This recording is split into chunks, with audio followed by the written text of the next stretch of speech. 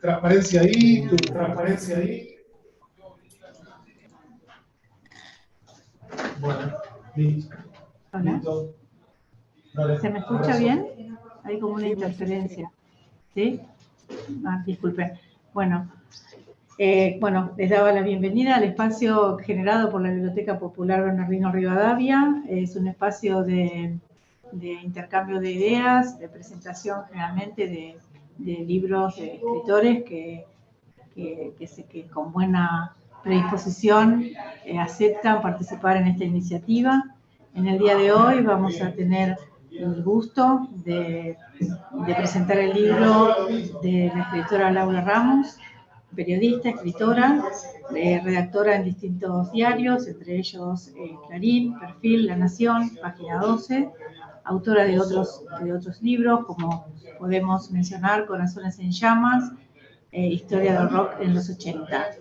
Hoy Laura nos va a ilustrar y presentar el libro que acaba de ser publicado, Las Señoritas, que ha tenido, según lo que yo escuché, de alguna gente que se ha presentado inclusive en nuestra biblioteca, ha tenido varios comentarios positivos y ha causado bastante entusiasmo e interés. Así que bueno, Laura, te doy la bienvenida y agradecemos que nos cuentes lo que nos puedas contar de tu publicación. Hola, ¿qué tal? Encantada de estar con ustedes. Muchas gracias. Hola, Víctor. Hola, Marcela. Hola, gente de la biblioteca. Hola, Josefina. Bueno, es un placer para mí estar con ustedes y contarles de qué se trata el libro Las Señoritas. Es la historia de las maestras que Sarmiento trajo entre 1869 y 1890 a la Argentina.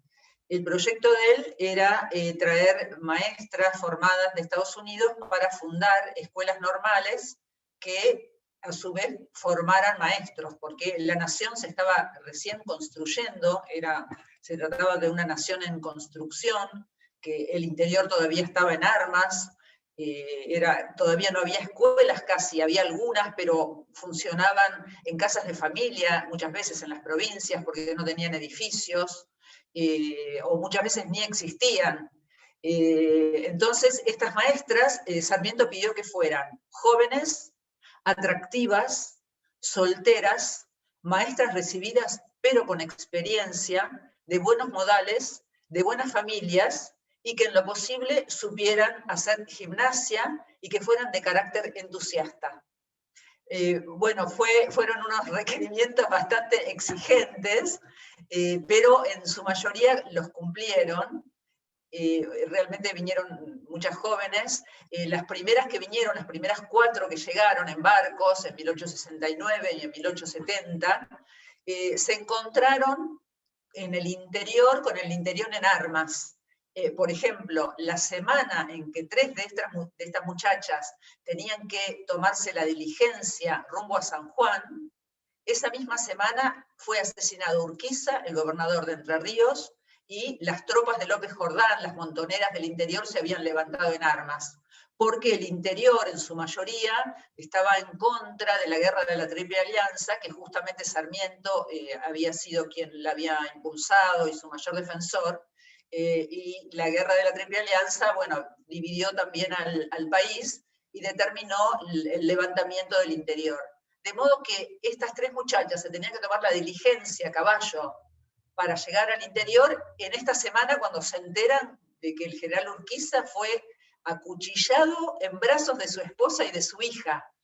Y estas 3 muchachas bostonianas, protestantes, estaban azoradas, aterradas, y pidieron una entrevista con el presidente, que en ese momento el presidente era Sarmiento. Sarmiento las recibió inmediatamente en la Casa de Gobierno, y ellas le plantearon que era imposible que viajaran a San Juan, que se tomaran una diligencia en medio de las lanzas y de las luchas de las montoneras y del interior rebelde.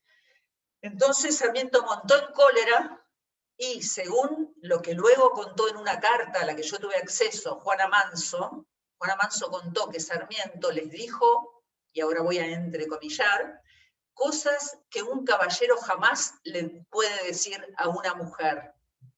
Podemos imaginarnos, conociendo el temperamento tan furibundo de Sarmiento, los insultos que les debe haber propinado a estas pobres muchachas que se fueron, aún así decididas a cumplir su contrato de 3 años con el gobierno argentino. Y aún cuando se negaron a ir a San Juan, propusieron seguir en las escuelas de Buenos Aires. Y de hecho siguieron y fueron víctimas de la fiebre amarilla que asoló a la ciudad de Buenos Aires en ese momento. Sarmiento se fue en tren, huyó a un campo, porque la mayoría de las personas que podían hacerlo huían de la ciudad empestada, y estas 3 muchachas, junto con otra, que Mary Gorman, la primera, la pionera, se dedicaron a cuidar a las familias que estaban con la peste en sus casas. Había casas en las cuales estaban todos con la peste, los sirvientes y los dueños de casa, y estas muchachas los ayudaron, algunas enamoradas, a algunas se le murió su amor, a otras se le murieron sus amigos, y algunas de ellas también fueron víctimas de la fiebre. Todo esto se cuenta en el libro. Pero bueno, el libro, en el curso de la investigación, hice varios descubrimientos. Descubrí en Paraná a la abuela inglesa de Borges. La descubrí leyendo el diario íntimo de la prima de una de las maestras, de 2 de las maestras, de 2 chicas que estaban en Paraná, en la zona entre Rosario y Paraná. Esta prima fue de visita desde Estados Unidos y escribió un diario que fue luego archivado por su familia y al que yo tuve acceso. En este diario, que cuenta la vida cotidiana en Paraná en esa época, dice: esta mañana desayunamos con Mrs. Borges. Yo no le presté atención en un primer momento, anoté el nombre como anotaba datos curiosos, no lo relacioné en absoluto con nuestro escritor.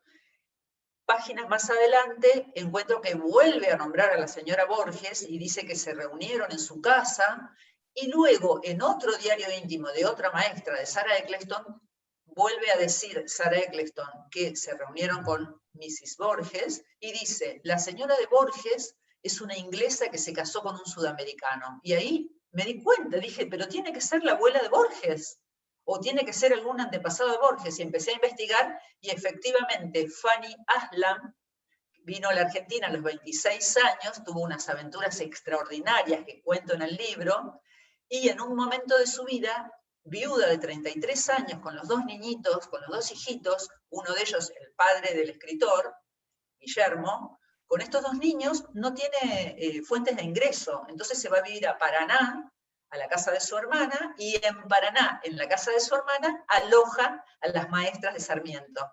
Porque Sarmiento no se dio cuenta, no advirtió en un primer momento la gran dificultad de que estas mujeres venían a enseñar a un país del que desconocían el idioma. Ellas venían hablando en inglés perfectamente, eran cultísimas, pero desconocían el castellano. Entonces llegaban, ¿y qué hacían con estas personas que hablaban en inglés con un montón de conocimientos que no podían transmitir? Entonces Sarmiento ideó que en Paraná se alojaran todas las que llegaban, o sea, las 61 pasaron por ahí, salvo alguna excepción, y en Paraná tomaban un curso intensivo de 4 meses del idioma castellano. Y luego ya las enviaban a Corrientes, a Tucumán, a Jujuy, a San Juan, a Córdoba, en fin, a todo el país, o a una gran parte del país. Entonces, de alguna manera, Fanny Aslam, esta muchacha inglesa, tenía una especie de clientes cautivos, porque estas mujeres llegaban a Paraná y ¿qué más podían desear que las alojara una angloparlante que tenía costumbres más o menos similares? De modo que el pensionado de Fanny Aslam funcionó muy bien, y había otros pensionados en los cuales se alojaban las maestras, que eran amigas entre sí, y se inscribían y participaban de actividades sociales que cuento ahí en el libro. Bueno, Fanny Aslam fue uno de los descubrimientos y tiene un capítulo entero dedicado a ella y a las maestras que se alojaron en su casa. Después hubo otro gran descubrimiento que hice, que fue que en Mendoza, 2 maestras que viajaron en el barco juntas, viniendo a Buenos Aires, al puerto de Buenos Aires, desde Nueva York.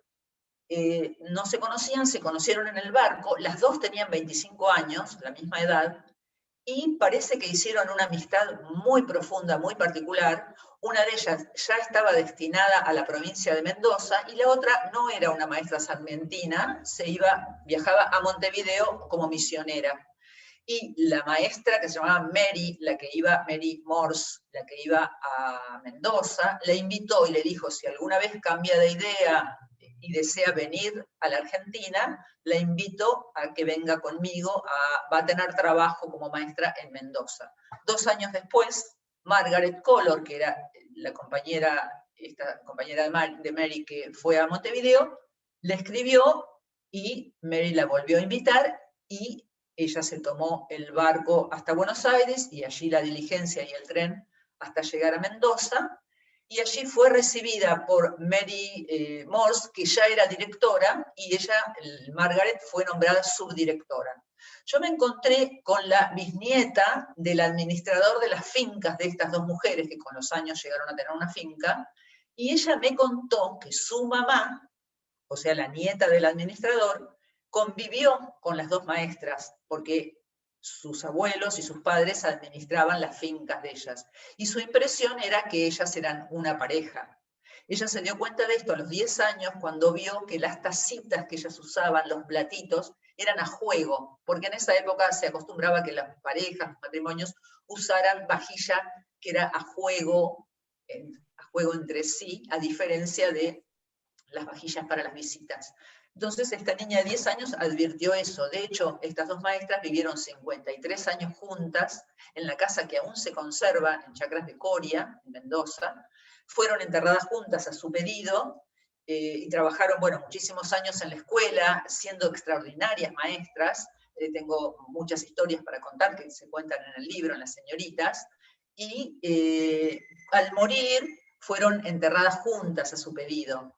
El pueblo las respetaba mucho, las estimaba, pero cuando ellas murieron vino el sobrino de Mary Morse a cobrar su herencia, porque habían comprado viñedos y fincas y habían donado su jubilación cuando se jubilaron para los jóvenes que quisieran y para las jóvenes que quisieran estudiar magisterio, para las personas jóvenes sin recursos, y ellas ya tenían estos viñedos. Cuando vino el sobrino a cobrar su herencia, a vender los viñedos, hizo una gran fogata en el patio de la casa, y esta niña de 10 años, la nieta del administrador, se dio cuenta y no entendía, o sea, que este hombre estaba enfurecido y quemó las cartas, los libros y todo lo que pudo de la existencia que demostraba, digamos, la convivencia de las dos maestras.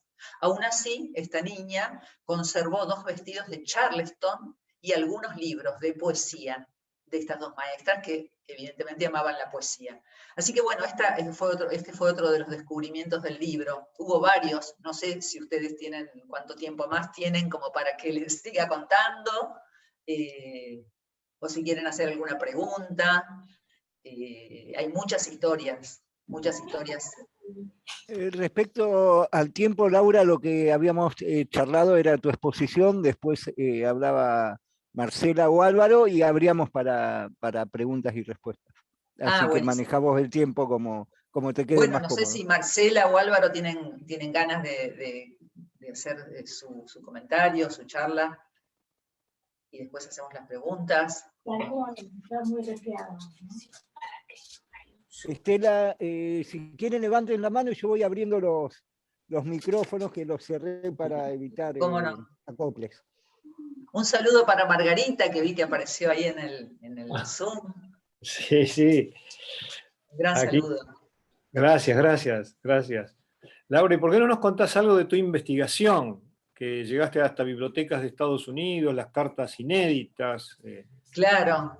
Sí, fue una gran emoción descubrir en una biblioteca de Estados Unidos las cartas y los diarios íntimos de 2 maestras, justamente las 2 más jóvenes que llegaron, que no eran maestras, eran las únicas no recibidas como maestras, pero que tenían una gran formación cultural, y trabajaron como maestras en San Juan. Tenían 21 y 22 años, las hermanitas Atkinson. Ellas tuve acceso a su correspondencia porque su familia guardaba las cartas de toda la familia en una universidad.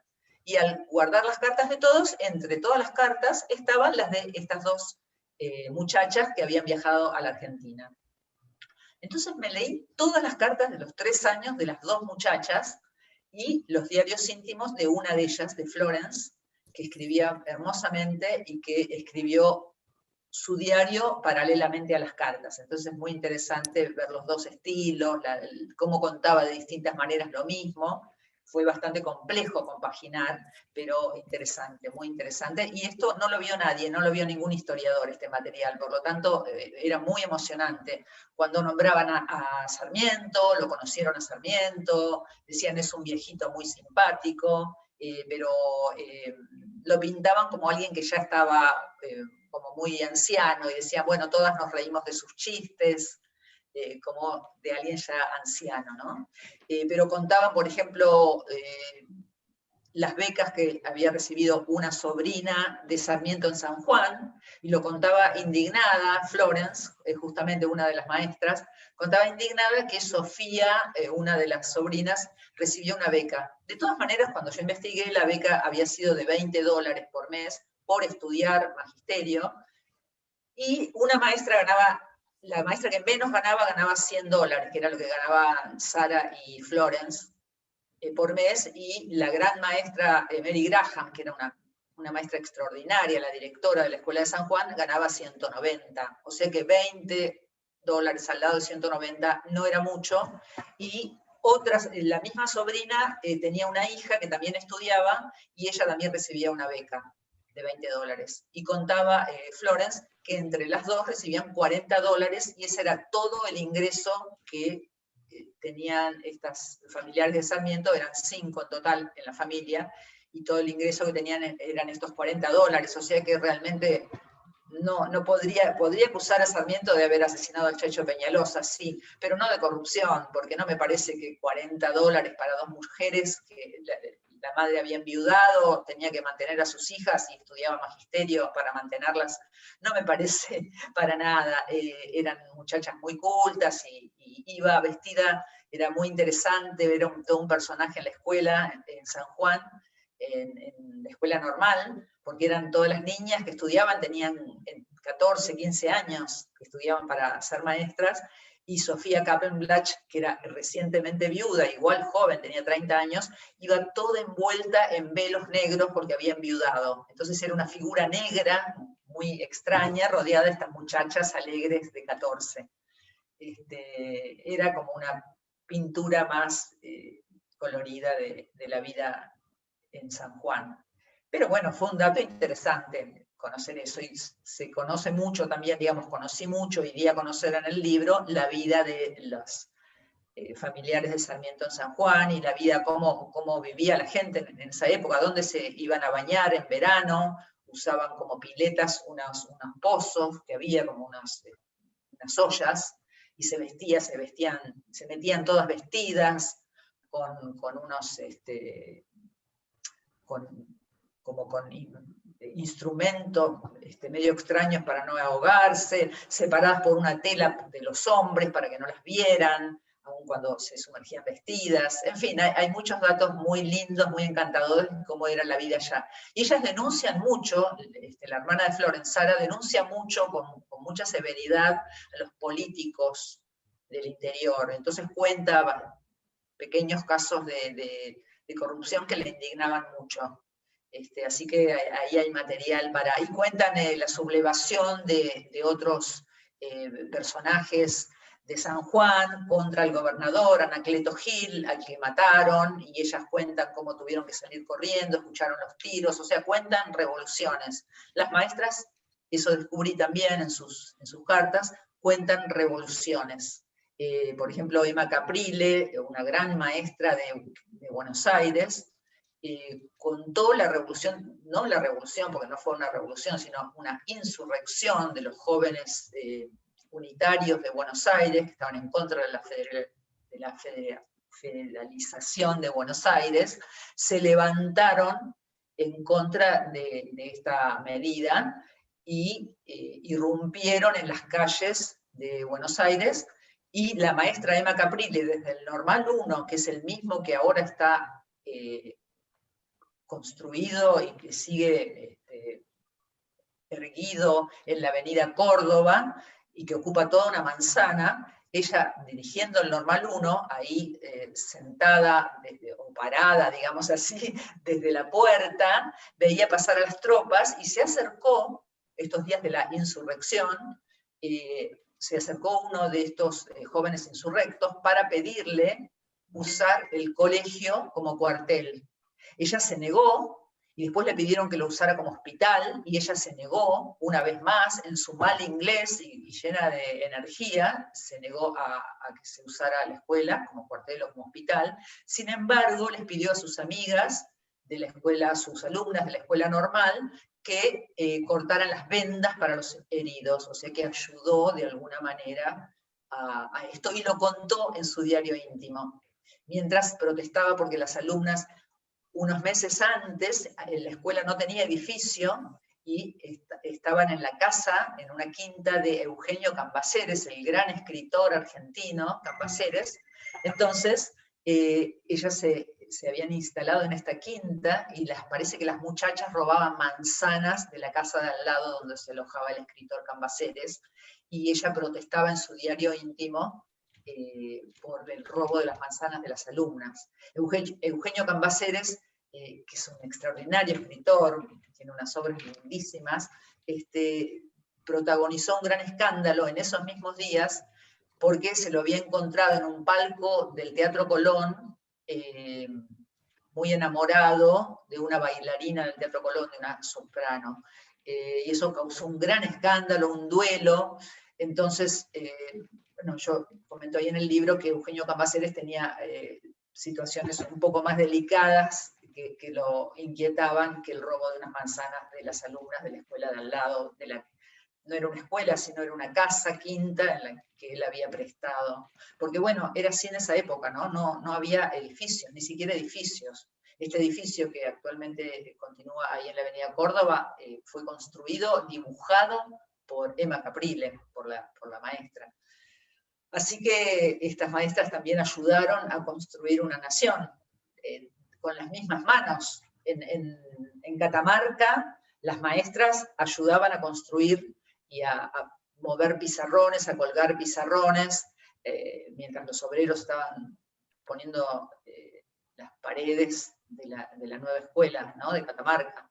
Ahí hay una historia hermosa, bueno, varias historias que se cuentan en el libro, en Catamarca, de Clara Armstrong, eran 3 hermanas, y Clara se había enamorado de un profesor alemán, y este profesor, ella lo había puesto como regente, mientras ella tuvo que viajar a Estados Unidos en un momento para buscar más maestras, y trajo de hecho 23 maestras más. Mientras ella se fue, este profesor alemán hizo un gran desfalco a la escuela. Cuando volvió, Clara Armstrong se encontró con que el gobierno argentino la acusaba a ella de desfalco. A esta mujer honesta, protestante, pulcra, educada en una moral férrea del protestantismo, acusada de desfalco. Fue un escándalo extraordinario. Finalmente, un año después, en el que ella la pasó muy mal, escribiendo cartas, protestando, pidiendo audiencias, finalmente, un año después, fue exonerada, le fue devuelto el sueldo que le habían embargado, el hombre el alemán, huyó, y volvió a la escuela y a dar clase a los alumnos a los que ella adoraba, pese a que ellos se reían de ella y le decían el elefante. Pero ella era una persona con mucho sentido del humor y mucha alegría, y ella los amaba de todas maneras, y luego se puso su nombre a una escuela y se le hizo justicia. Y después ella se volvió a enamorar, tuvo otro pretendiente alemán, y cuando él murió, frente a su tumba, ella lloraba y decía, tanto trabajé, nunca pude dedicarme a darle mi amor a él. Y esto lo contó una alumna, y yo encontré este testimonio de esta alumna. De modo que las señoritas, este libro de las maestras de Sarmiento, cuentan un poco la historia doméstica argentina. O sea, estas muchachas nos contaron nuestra historia en su medida, desde su visión muy, muy restringida, ¿verdad? Y llena de malas interpretaciones, porque ellas no conocían bien el castellano. Entonces, tal vez escuchaban historias y cosas y luego las escribían en sus diarios, en sus cartas, con ciertos errores, por falta de oído al idioma y a los localismos. Pero bueno, de esa manera, tal vez errónea, tal vez llena de malos entendidos, conformaron una historia nuestra. Y Víctor, vos me preguntabas por las fuentes, por cómo descubrí estas cosas, y bueno, fue en estas universidades de Estados Unidos, ¿no? Donde encontré las cartas y los diarios de estas maestras, donde nos podemos enterar de estos pequeñísimos detalles de sus vidas y de nuestra historia. Y una consulta, ¿cómo fue el primer viaje de Sarmiento que descubre y que se le ocurre semejante locura, ¿viste? Insólita, ¿no? De traer maestras que, como bien vos decís, que no sabían hablar ni el español ni el castellano? Claro, fue en realidad en el segundo viaje. Él en el primer viaje fue a Europa, mandado por el gobierno de Chile, para estudiar los sistemas educativos. No le gustó nada de Europa, pero encontró un escrito de Horace Mann, de un pedagogo estadounidense. Entonces, desde Inglaterra, ya al final de su viaje, no tenía más plata, se hizo amigo de otro joven muy impetuoso que lo ayudó, y se tomaron un rápido velero rumbo a Estados Unidos. Y él fue a ver a Boston a Horace Mann, a este pedagogo, y ahí se imbuyó de la nueva educación y quedó fascinado con Estados Unidos y con estas nuevas ideas educativas, porque eran completamente distintas. Nosotros veníamos de las ideas educativas españolas, donde todavía se aplicaban castigos físicos a los niños, los alumnos, se utilizaba la memorización como método de aprendizaje. Bueno, estábamos en 1860, o 1800, no, perdón, cuando fue su primer viaje estábamos en 1845. La historia se estaba haciendo. Entonces, descubre que no, que hay otros métodos educativos que no son el castigo ni la memorización, sino interiorizarse en la personalidad de cada niño y descubrir sus aptitudes, no ponerle celadores, digamos, una serie de ideas que venían del suizo Pestalozzi, que revolucionaron la pedagogía en Estados Unidos y luego aquí cuando vinieron ellas. Entonces, en este primer viaje él descubre que existe esta pedagogía de Pestalozzi. Vuelve a la Argentina, pasan 20 años y vuelve a Estados Unidos a ver a la viuda, porque ya había muerto Horace Mann, y se hace amigo de Mary Mann, de la viuda, que es una mujer extraordinaria, inteligentísima, culta, luchadora, y se aúna a Sarmiento con todo su entusiasmo para hacer el proyecto de traer las maestras. Incluso ella le propone a Sarmiento traer a un hombre al que ella admiraba mucho, que era un hombre de color, muy culto, que quería irse de ese país donde la esclavitud había hecho tantos estragos, y le propone traer a este hombre y a otros amigos de él también de color, como dice ella, para referirse a un hombre, digamos, afroamericano. Y Sarmiento, bueno, nosotros sabemos, como argentinos, las ideas que tenía Sarmiento sobre la gente de color y sobre los pueblos originarios. No hace falta que ninguno de nosotros, que nadie nos venga a contar qué opinaba Sarmiento sobre eso. Entonces Sarmiento, yo no encontré la carta de respuesta, estudié toda la correspondencia entre ambos y no encontré ninguna carta en la que Sarmiento le respondiera a este ofrecimiento.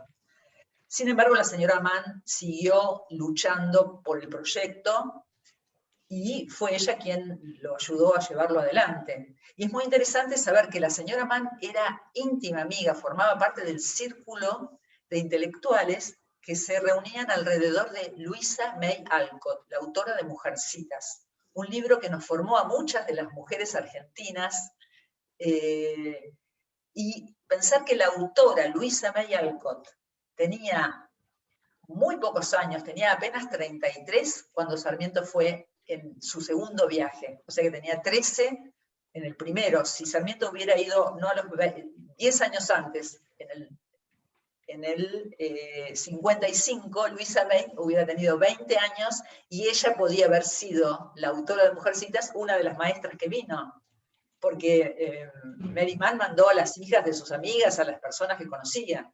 O sea que por 10 años no tuvimos a la autora de Mujercitas acá como maestra, pero tuvimos a sus enseñanzas, porque todas las que leímos Mujercitas aprendíamos de sus lecciones morales, que eran tan adorables, ¿no? Bueno, así que ese fue, Víctor, digamos, el segundo viaje.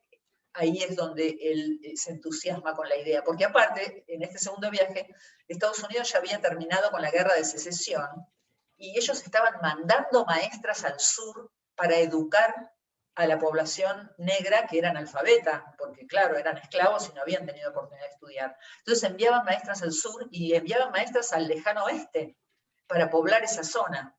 O sea que, digamos, era una modalidad que se usaba en Estados Unidos, enviar a muchachas jóvenes a poblar y a educar a otras regiones de Estados Unidos. Él consideró que nosotros podíamos ser como una región más alejada de Estados Unidos y con esa idea un poco, sí, lunática, ¿no? Porque la idea de él era que estas muchachas fueran jóvenes y atractivas para que se casaran con argentinos, cosa que no sucedió porque ninguna se casó con un argentino. Las que se casaron, que fueron alrededor de 20, se casaron con ingleses, estadounidenses, canadienses. Bueno, si quieren, les paso la palabra al siguiente orador, con gusto. Víctor, si querés. A mí me parece fascinante, un mundo que no ni pensé, pero me parece fascinante, así que voy a leer tu libro. Encantadísimo. Escúchame, Laura, hay otra cosa que me sorprendió, fue de que Sarmiento llegó a plantear el tema de la integración latinoamericana. Eso es realmente, o sea, sabíamos algunos los pro y contra de Sarmiento, ¿no? Por un lado, digamos, su centralismo porteño y digamos, su enfrentamiento con el interior, con el Chacho, obviamente, ¿no?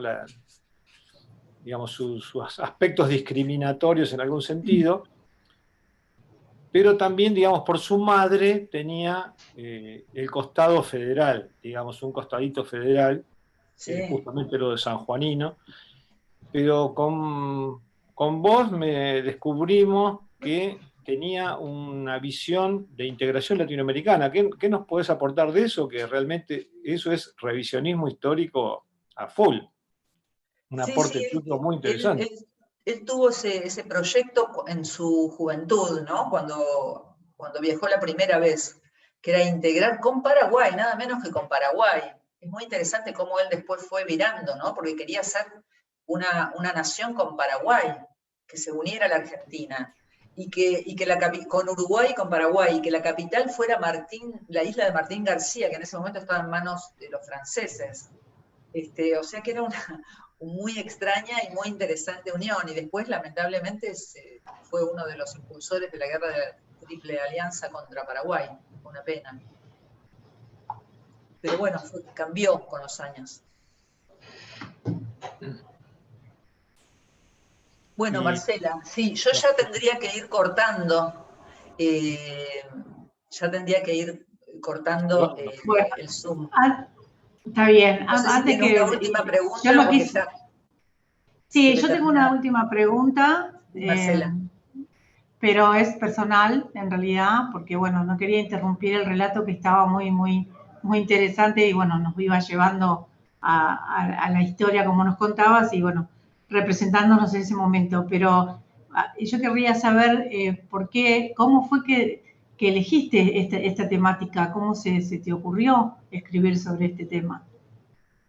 Bueno, yo a mí me interesa mucho el siglo XIX y los comienzos del siglo XX, es un periodo que me interesa mucho, y en particular las historias de mujeres en esta época. Yo estaba escribiendo mi libro anterior, que fue una biografía de las hermanas Brontë, las escritoras inglesas, 3 hermanas, estaba todavía escribiendo ese libro y estaba pensando en cuál sería mi próximo proyecto, pero no tenía proyecto todavía. Estaba inmersa en ese otro trabajo. Y estaba un día por la calle Juramento, en Buenos Aires, y se largó a llover, tenía que quedarme en la zona, y me metí en el Museo Sarmiento, que está ahí en la calle Juramento, precisamente, y entré, y a la izquierda, apenas entré, me encontré con un vestido exhibido, que era un vestido que me recordaba, inmediatamente me evocó a las hermanas March, a los personajes de Mujercitas, del libro Mujercitas. Y me quedé como petrificada, porque no tenía asociado a la Argentina con los personajes de Mujercitas, como no me imaginaba mujeres argentinas vestidas con esos vestidos. Y leí el cartelito que había ahí en el museo que decía, vestido perteneciente a una de las maestras de Sarmiento. Me quedé estupefacta, porque yo, a las maestras que trajo Sarmiento a la Argentina, ¿no? En los años 98 y 90. Me quedé petrificada, no conocía eso porque yo me eduqué en Montevideo, o sea que no fui al colegio acá en Argentina, no conocía esa historia. Entonces empecé a investigar sobre esa historia y poco después fui a Concord, al pueblo de Luisa May Alcott, de la autora de Mujercitas, porque estaba pensando en hacer una biografía sobre ella. Entonces fui ahí pensando en eso, y ahí me encontré no solo con Luisa May Alcott, sino con Mary Mann, o sea, con la viuda de Horace Mann, que fue la amiga de Sarmiento, y ahí conocí el proyecto. Al conocer a Mary Mann, empecé a investigar sobre Mary Mann y conocí el proyecto de las maestras, que uní con el vestido que había encontrado en Buenos Aires. Y empecé a leer y a investigar, y ahí me fasciné con el tema, porque eran mujeres, siglo XIX, Argentina, o sea, tenía todos los elementos para mí, que a mí me interesan. O sea, no podía decir que no podía hacer otra cosa en la vida que seguir esa línea. Me estaba regalando el destino. Claro, es como que el proyecto te encontró, más que nada. Sí, tal cual, muy bien expresado. Muy bien. Bueno, Laura, la verdad que te agradecemos mucho, me quedaría un rato más. Sí que la verdad que nos estimulaste el interés por la historia en general, y bueno, es una manera como así ágil también de como dijo Víctor, ver un poco de revisionismo histórico de una manera amena, un tema que seguramente muchos no conocen desde ese punto, así que desde ese lugar lo vemos bastante inédito. Te agradecemos, Laura, desde ya. No, por favor, gracias a ustedes, es un placer colaborar con la biblioteca. Bueno, gracias. Gracias, Laura. Gracias, muchas gracias.